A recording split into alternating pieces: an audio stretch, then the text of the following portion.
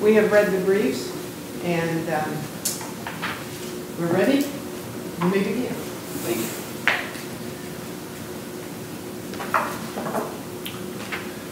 you. May it please the court and counsel, in this case, some of the facts could be reviewed to give us some perspective for the arguments. One, my client is Tony Barger. He was given a phone call from his brother who had an emergency situation to be evicted from his residence. He then borrowed a car from another brother, Randy. So we have Randy, Todd, and Tony, and they're fairly frantically moving one of their brothers from an apartment that he has to be evicted from. In this process, there's descriptions of lots of moves and lots of stuff, and it's kind of thrown around. The next morning, Michael... Did you wish to reserve any time? I wish to reserve 5 minutes, thank you. The next morning, my client is driving the road and gets into a minor traffic accident. There's no evidence that the traffic accident was caused by drugs or alcohol. There's no testing on the scene whatsoever. It's a standard accident. At that accident, there's some things thrown around in the vehicle. As a result of the police officers coming there, they immediately start investigating the scene. And we would argue immediately start doing an inventory search. That inventory search is done, and you can see from the testimony from the police officers, one of the police officers says to the other something along the lines of, you know, something's not right here, and we need to inventory search this to find out what's going on. And that is the inventory search that's taking place. In that inventory search... May I stop you for yes, just a moment? Is there anything in the record to suggest that the vehicle was operable after the accident? I don't believe there's any discussion in the record about whether the vehicle was operable or not. Okay. And as I recall from the briefs, there was what raised the officer's suspicions was that there was a stolen tag on the vehicle, so it could not have been driven anyway, correct? She would have known it's stolen at the time, but it didn't match what her recollection was. And what she says to the police officer is it doesn't match, and that raised her suspicion. Whether that's a suspicion that lets them start doing an inventory search is a different matter, but she does express that suspicion because it wasn't a match. At that process, then they start inventorying in a black bag, and this is... Excuse me, can I yes. ask a question? The department had a policy for inventory searches, correct? Yes. And in that policy, does it speak to the issue of whether an a closed container can be searched? That's not in the evidence in this case. The policy is not in the evidence? And that specific point as to whether there's a policy. We argue in the brief that if effective counsel and trial counsel was here, there would have been a motion to suppress. That motion to suppress would have dealt with whether there's a policy, and then would have brought out the facts as if there's a policy, what that policy is. And specifically, in an inventory search, do you open up black bags? Do you open up closed, non-transparent boxes, etc.? And that wasn't established because there was no motion filed. So I don't believe it's in the record at all. Factually, what we would see next after they start the inventory search is in a black bag, in a cardboard box that is not see-through, non-transparent. The officer starts looking in there, and in looking in there finds a glass pipe. Glass pipe eventually tests positive for illegal drugs, methamphetamine in this case. And what you also see is when my client, after he's arrested and when he's taken to the station, the police officer assists him making a phone call to his brother who was being moved and all his personal items, who readily admits right then on the scene that that's his stuff and identifies it and takes responsibility for the bag and all of its contents. That same brother also testified in court, uncontroverted testimony. That's my stuff. All the stuff in it is mine, and I take responsibility for it. Factually speaking, those are the important facts in this case.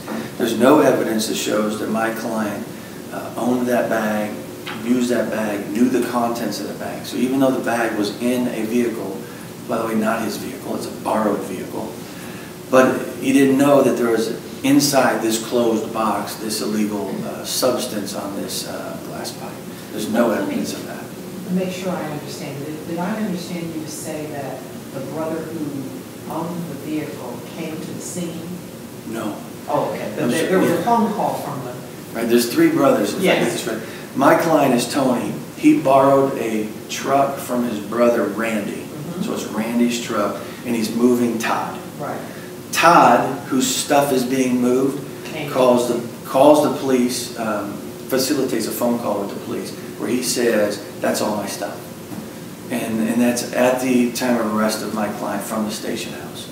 That same brother Todd also came to trial and testified against his own interests. That's my stuff, including everything in there, and admits that even the specific glass pipe in this case was his. Well, it sounded as if he may have been somewhat, or it could have been his. He was a little less than certain as to whether it was his. Yeah, most of his testimony was consistent in that pattern, that this is my kind of stuff. Those are things that I've owned before. I didn't see them. These were things that were scattered around my house, but I had a prior drug problem. Those are drugs I've previously used. Those are pliers I've previously used or consistent with ones I've owned. That's a glove consistent with ones I've owned. So he didn't say that that day I remember putting it all in the black bag and giving it or putting it in the truck. But every item, personal property inside the bag, he identified being consistent with things that he had owned before or drugs that he had used before. Even the letter? He didn't testify that the letter was his, but there was testimony in the record that these are twin brothers and they have very similar names, Todd and Tony. And there was testimony in the record that they get letters back and forth, and one wouldn't open it if it was the other's, but it was commonplace to have that confused. You know, this is a single letter in the case that was unopened, and they made a point to say, well, when it comes in his name, it's not a big deal, but I don't open it. I thought I read that it was open. In fact, it was tattered because it had been opened and folded a couple It's described as tattered, but it's not necessarily described as open. And the testimony from the brothers was that they don't open their own mail, but they get it frequently from one another. Factually speaking, those are the facts that are important in the case. What we make is 3 arguments. This is a bench trial in this case. You know, we would argue that the manifest weight and the sufficiency of evidence in this case, when you deal with these types of facts, where you have someone who's coming forward who specifically says, that's all my stuff and I admit that that's my bag, you have no proof that my client had actual knowledge. Not that he didn't have actual knowledge of this is my brother's truck or that this is my other brother's stuff, but there's no evidence that he had actual knowledge as to what's in the bag, what's in the closed box, and that there being glass pipe there. There's no actual connection to that established in the record. So it's uncontroverted that someone else takes responsibility for it. There was no evidence, no sufficient evidence that this connected to him other than it being in a vehicle which he didn't own. He was borrowing. So we would argue that the court lost its way in that. The third argument is ineffective assistance of counsel. We've presented an argument that says that trial counsel in this case did a couple things that were very concerning to appellate counsel. One of which is that on the morning of trial, at the last minute, he's presented with a supplemental indictment and says, don't worry about it, and he proceeds to trial. No discovery, no preparation, there's no evaluation of that case. Importantly, too, there's nothing in the record that says that he took the time to explain it to his client, took the time to explain this is a second felony. By the way, this isn't just... Excuse me, but wasn't that the plates that he just readily admitted to putting the plate on the car? That's the one that he said, I'm guilty of. Yeah, I wouldn't say that factually this came out of nowhere. I mean, that wouldn't be accurate or fair. But what I would say is this was a charge that the defendant had no idea was being brought until the morning of trial. So there's no evaluation with his counsel as to what the maximum ramifications are. What are the penalties? How does this affect my sentencing? And even though he says to the police officer at one point that I did this, you don't know that there's not any evidentiary issues that could be brought up that could be his defense. Maybe those statements could be suppressed. Maybe the evidence has some other constitutional protections that he could argue. Clearly when you're presented the morning of trial with an additional charge, and this is a felony of the 5th degree. This is equal to the charge he was going to trial on. This isn't some sort of minor misdemeanor that we're just tagging on. This is a serious offense for this case, and effectively could double his time as far as being incarcerated. But it did. In this case, it did. And to be fair to say, the judge did an 11-month concurrent sentence. So it didn't take him outside of the 12 months that he was exposed to, but you couldn't say that a judge is going to sentence someone convicted of one F5 the same as convicted of 2. So you really can't say that it didn't affect the judge's impression and the sentence. 11 months on a single F5, as you know, is almost a maximum. So you can't say, thank you, Judge, you can't say that it really didn't affect it. But the lack of preparation of trial is important, and specifically, if I can get to the last part of that issue, is there's no motions to suppress filed in this case. And as we've cited in the brief, there are valid reasons to file a motion to suppress. Even though some of the evidence came out at trial that may have helped the state in the motions to suppress, at the time when we evaluated the attorney's practice and his decisions, he didn't have some of that information. And not filing motions to suppress and at least challenging this traffic stop, challenging the breadth of this inventory search, and challenging whether it was a precursor to their investigation, is inexcusable. The client had a right to have that at least challenged and brought forth. So we would argue that that was ineffective. And the rest of my time I will reserve. Thank you, Judge. Okay, 4 minutes plus. Thank you. Anyone?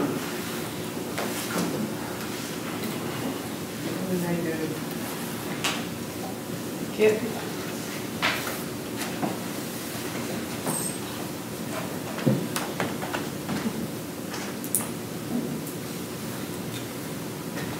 It's okay. The markers of technology. Yes. Please. Are we ready? Yes. Thank you. May it please the court, my name is Matthew Kern on behalf of Dean Holman, the Medina County Prosecuting Attorney. I represent the state of Ohio in this matter. I'd like to kind of take the assignments of error in the order in which the state addressed them on brief, which is to say sufficiency, then weight, which is I think assignment of error 2, then 1, and then concluding with the ineffective assistance argument in assignment of error 3, if that's all right with the court. I think beginning with the weight issue, the primary focus of the argument on appeal in this case, to me, seems to be whether or not the state proved the defendant knowingly possessed the methamphetamine found in the bag.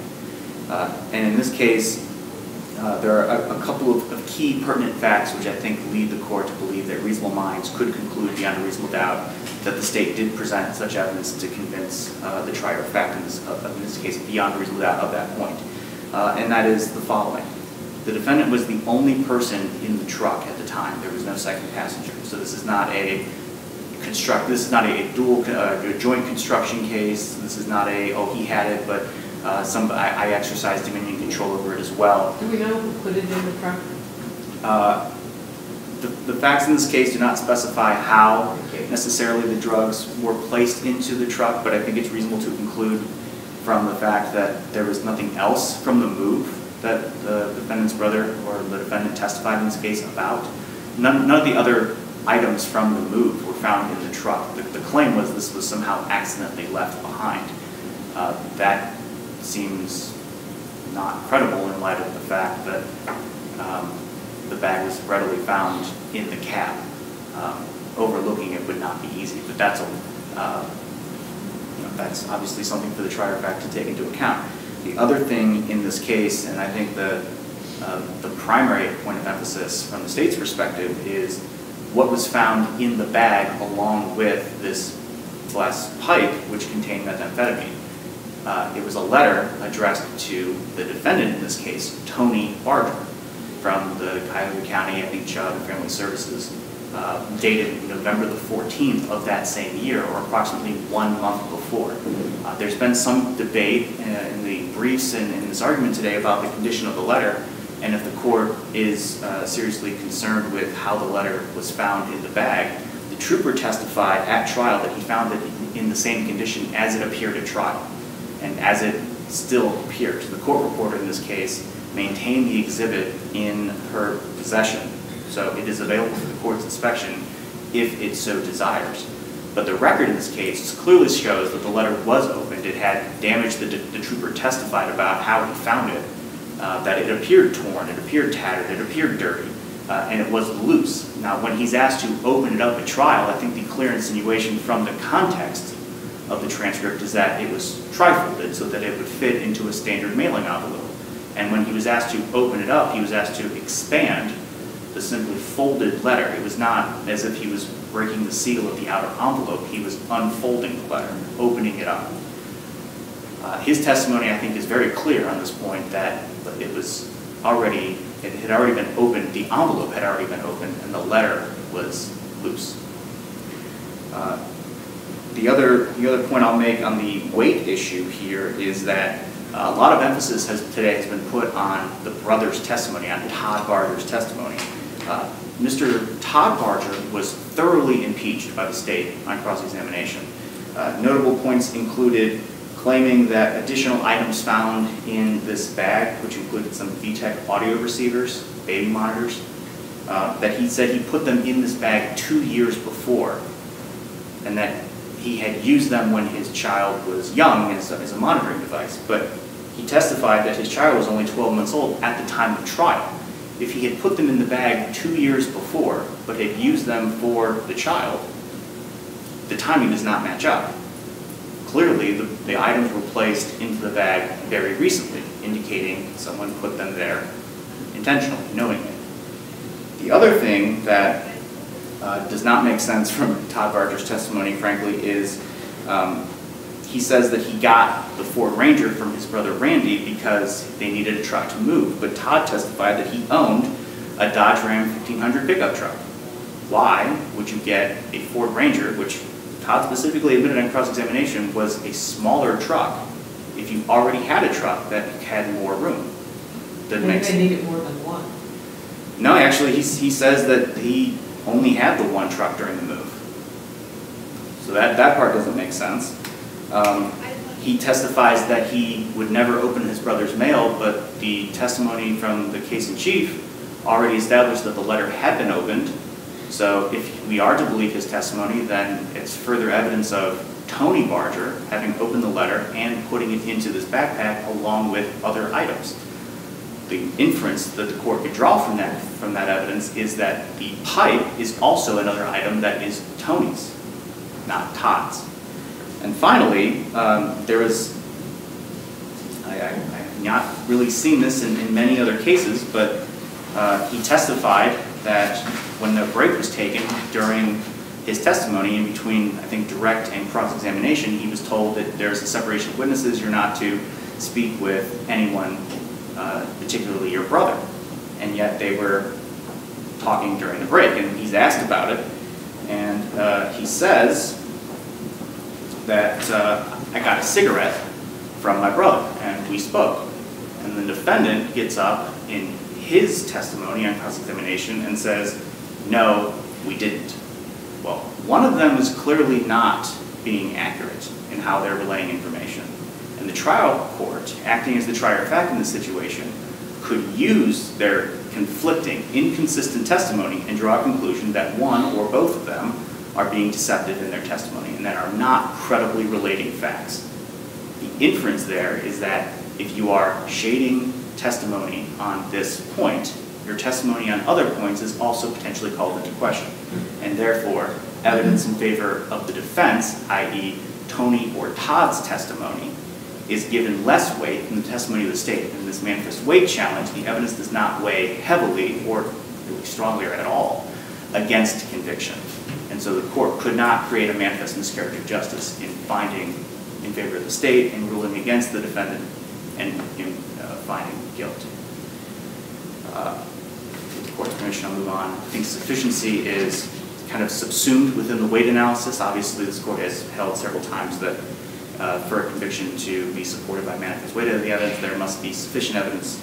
But I think all the facts that we've touched upon already in terms of being the only person in the truck, having the letter in the bag addressed to the defendant, its condition having been opened and recently put into the bag at least within the last month, the status, the description in the record of the letter, tattered, torn, dirty, all support the inference that the letter had been out of the envelope for some time, and being put into the bag in that condition would also lead the court to believe that the letter had been recently put into the bag. And so the inference there would be that the box containing the glass pipe was put in about the same time, probably by the same person, the court could find. The other part that came out in the briefing and in the argument today is the defense is asking you to make a conclusion about the evidence largely based on what you don't have.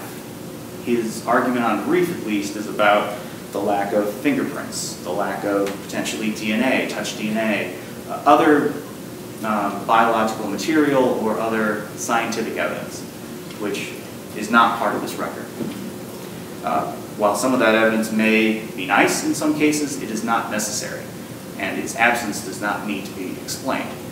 It is one of the many facts here that are simply beyond the record, and you cannot speculate or draw a conclusion from facts which you don't know. You as a reviewing court are bound by the record as it exists. And whether something is necessary versus sufficient, in this sufficiency challenge, you are limited to what there actually is. The state presented sufficient evidence. If I could, I'd like to finish with the ineffective assistance portion. And I guess the primary point of emphasis today has been on the failure to file a suppression motion, if I'm understanding counsel's argument correctly. And there are kind of 2 points here that he's focusing on. One is whether the vehicle was disabled and thus actually in need of being towed to trigger whether the Ohio State Highway Patrol's inventory policy. And I think the answer to that is found in the record on page 21 of the transcript during the state's examination of Sergeant Martina Jackson of the Highway Patrol. And the state asks her about beginning the process of responding to the scene, talking with Tony Barger, and kind of beginning the license plate checks. And it wasn't matching, and so the prosecutor says, and so for the record, you were beginning, or did you part of this crash report, I guess, the sketch? Correct. And then you turned your attention to doing an inventory of the disabled vehicle that she had reported to you had some problems with the plates. I'm sorry, this is not Martina Jackson, this is the assisting trooper who responded. I think his name was Clemens. So the prosecutor asks, and then you turned your attention to doing an inventory of the disabled vehicle that she reported to you, she being Sergeant Jackson, had reported to you had some problems with the plates. Clemens responds, yeah, the pickup truck that had struck the disabled vehicle. All right, when I say disabled vehicle, was this, I meant this vehicle now has some significant damage to it as well, correct? Correct. Now it's disabled in and of itself, right? This is on to page 22. Clemens responds, correct. So this vehicle will need to be towed from the roadway. Clemens responds, correct. And the prosecutor says, what does the Highway Patrol have to do prior to towing the vehicle? Clemens responds, we do an administrative inventory of the vehicle for the contents. So the trooper clearly testified that when he responded to the scene, the Ford Ranger that Tony Barger had been driving, which struck another disabled vehicle, had substantial damage and had itself become disabled. So the truck needed to be towed from the scene. As part of the Ohio State Highway Patrol's normal policy of towing vehicles, they conduct an inventory search. That search yielded the evidence found in this case. The other point that appellant's counsel is making is whether the Highway Patrol policy includes closed containers. Now, the policy itself was not marked, and the appellant's counsel is correct. The reason you don't have that evidence in front of you is because counsel didn't file a suppression motion and no hearing was held, and so no record was made. But in this case, ample discovery was provided, and counsel concedes to you for purposes of the supplemental count 2 of the indictment for the receiving stolen property charge of the license plate, that is based on the same facts and the same reports that had already been provided in discovery. So, trial counsel, with the benefit of discovery, which is not part of the record, because the state only files notice of providing discovery, not the actual reports themselves in the case, trial counsel, with the benefit of those materials, could have reasonably determined that no basis existed for filing the suppression motion. Now, the other argument I'll make here is not about deficiency, but about prejudice. The appellant's argument in this case is about whether it's possible that the policy does not include closed containers. Excluding for a moment the fact that this court has seen several challenges to Highway Patrol policy. I think it's OSHP policy 1- and there's a string of numbers, but a policy the court has seen several times. Taking aside that fact for a second and understanding that you're limited to the record, this is an argument about possible prejudice. The court in State v. Mack, and I've cited in the state's brief, 2014 Ohio 1387 at paragraph 16, referring itself to Strickland v. Washington 466 U.S. at 694, possible prejudice is not sufficient for an ineffective assistance claim. Instead, the defendant has to show a reasonable probability that the outcome would have been different. And instead, he's arguing facts that do not exist in the record as a speculative reason why the court could have potentially come to a different result. But that could have come to a different result is exactly the kind of speculative possible prejudice that the court is barred from considering. If I could, I'll touch upon the other ineffective assistance claim regarding the proceeding to trial issue on the count 2 of the indictment. The defendant pled not guilty at that arraignment and then proceeded to trial. As I mentioned before, it was based off of the same reports, the same witnesses, with the same facts. There's nothing new. And in fact, the defendant admitted to Sergeant Jackson back at the Highway Patrol post that he had stolen the plates from a disabled vehicle that looked very similar and thought that no one would notice. It is difficult, if not impossible, to discern in this case how the defendant was prejudiced by that election to proceed to trial that day, especially when none of the assignments of error for weight or sufficiency challenge the conviction on count 2. The defendant limits his assignments of error on weight and sufficiency only to count 1 for the knowing possession of the methamphetamine. Nothing about those challenges pertains to the license plate, the count to which count 2, the supplemental count, pertained. And you've got about 3 seconds. Well, then I've ended with the perfect amount of time. Ball in the court. For all of these reasons, I respectfully ask the court to affirm. Thank you.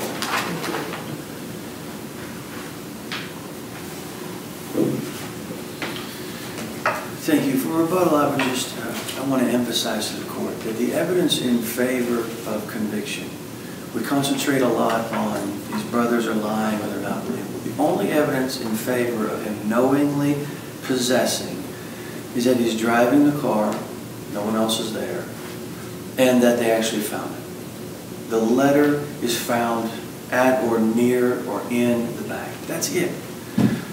What you have to also remember when you describe that way is he's knowingly driving someone else's car, not his. There's no dispute there.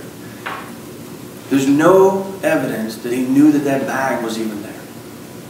He doesn't identify it as his bag. He doesn't say, I remember it being there. He doesn't say that I saw it there the night before. There's no evidence that he even knew where that bag is. There's no evidence that he knew what was inside the bag. The state was unable to produce any evidence that says, I know what was there, I put it there. Or I knew that the bag was in the back seat, I put it there. And there's certainly no evidence that he knew what was inside this closed, non-transparent box of Astroglide lubricant. There's no evidence that that was his lubricant. There's no evidence that he knew it was there. He ever saw it before or identified it. And this was a concealed glass pipe in a non-transparent box. So there's no evidence that links him to that. And the state effectively makes an argument that because you can't disprove what we think, because your brother's a liar, because you can't explain how the pliers are there, or because you said the baby stuff is from 12 months ago, not 2 years ago, you're inconsistent, pointing the finger at the defense. Remember, it's their burden. They have to produce the evidence that says that my client knowingly possessed this particular piece of glass pipe. Was there evidence in the record that the book bag belonged to your client? Did he acknowledge that that was his? The brother acknowledged it was his book bag, said that he had lots of book bags just like that, black book bags, and acknowledged that every piece that was in there was his or something that looked like his or he had before. So in fact, the evidence was other. But even if you don't trust that brother, or even if you think that he wasn't credible, it's still the state's burden to show my client has this direct link. And all they have is a letter that they can't even prove that my client ever received. They're just assuming. Well, I assume you must have received it. I assume you must have put it there. But even if you assumed it, even if you got the letter and you assumed it was his and you assumed he put it in the bag, you still can't jump to a conclusion that this concealed piece of plastic pipe in a closed box was also his. I mean, he has no testimony that that was his or a purpose or used that brand or anything. In fact, the brother said it was his brand. Moving forward. You've only got about 30 seconds. Thank you. Moving forward to effective assistance of counsel. There's no motions to suppress. We did include in the brief arguments that if the motion to suppress would have been filed, there would have been debate as to whether or not they could have inventory searched, and if they did inventory search, whether it would include closed boxes to find concealed glass pipes. And that should have been done on behalf of this client. Also, he shouldn't have went to trial on the morning he received an additional indictment. Clients have rights to think, clients have rights for time, clients have rights to have explanations of what could happen, explanations of, well, these are the possible penalties. Opportunities to think it doesn't get when you do it in the morning of. And I also want to just remind you that we also made the argument that throughout this case, there was no objection to inadmissible hearsay. They admitted the evidence of the police report, even when the judge prompted and said, "Are you kidding me?"